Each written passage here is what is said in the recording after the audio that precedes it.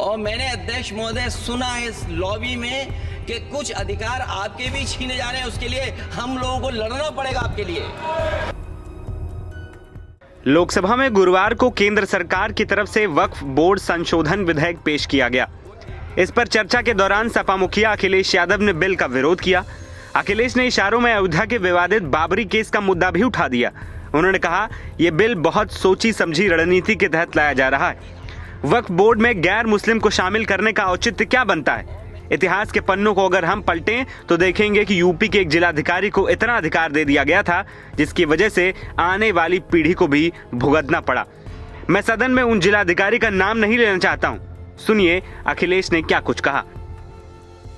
अगर आप जिला अधिकारी को सब ताकत दे देंगे, उन इतिहास के पन्नों को मैं नहीं पलटना चाहता हूं कि एक जगह पर एक जिलाधिकारी महोदय ने क्या किया था, उसकी वजह से आज और आने वाली पीढ़ी तक को भी सामना करना पड़ा।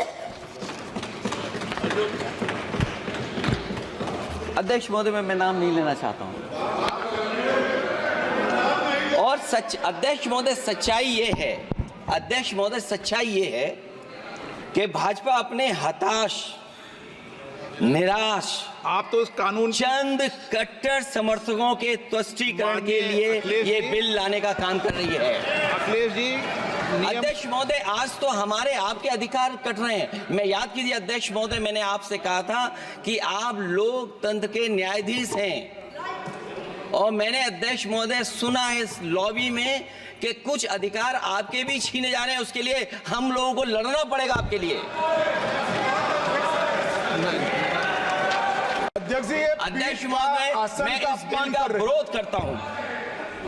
बता दें कि अखिलेश यादव ने भले ही संसद में उस अधिकारी का नाम ना लिया हो, पर राजनीतिक जानकार मानते हैं कि उन्होंने अयोध्या के बाबरी मुद्दे की चर्चा की। 1949 में फैजाबाद, जो अब अयोध्या हो गया है, उसके डीएम रहे के नायर के तत्कालीन प्रधानमंत्री जवाहरलाल नेहरू के आदेश की अवहेलना करते हुए विवादित स्थल पर रखी रामलला की मूर्तियां हटाने में असमर्थता जाहिर की थी। ऐसा उन्होंने एक बार नहीं बल्कि दो बार किया। नेहरू ने तब के यूपी के सीएम रहे गोविंद वल्लभ पंत को मूर्तियां हटवाने का निर्देश दिया था। इस पर यूपी सरकार ने फैजाबाद डीएम को आदेश दिया, पर के नायर ने दंगों और हिंदुओं की भावनाओं के भड़कने के डर से आदेश पूरा करने में असमर्थता जताई। के नायर ने यूपी सरकार को पत्र में लिखा कि विवादित स्थल से रामलला की मूर्ति हटाने से पहले उनको हटा दिया जाए। हालांकि देश के सांप्रदायिक माहौल को देखते हुए सरकार पीछे हट गई।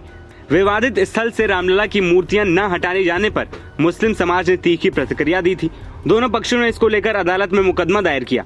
इसके बाद यूपी सरकार ने इस स्थल को विवादित घोषित करके ताला लगा दिया था। 1952 में आईएएस के नायर ने स्वैच्छिक रिटायरमेंट ले लिया। इसके बाद वो बहराइच लोकसभा से चुनाव लड़े और जीतकर संसद भी पहुंचे। उनकी पत्नी शकुंतला नायर भी कैसरगंज से चुनाव लड़ी और जीत गईं। पति और पत्नी दोनों ने जनसंघ के टिकट पर चुनाव लड़ा था। शकुंतला नायर तो 3 बार लोकसभा चुनाव जीती थी।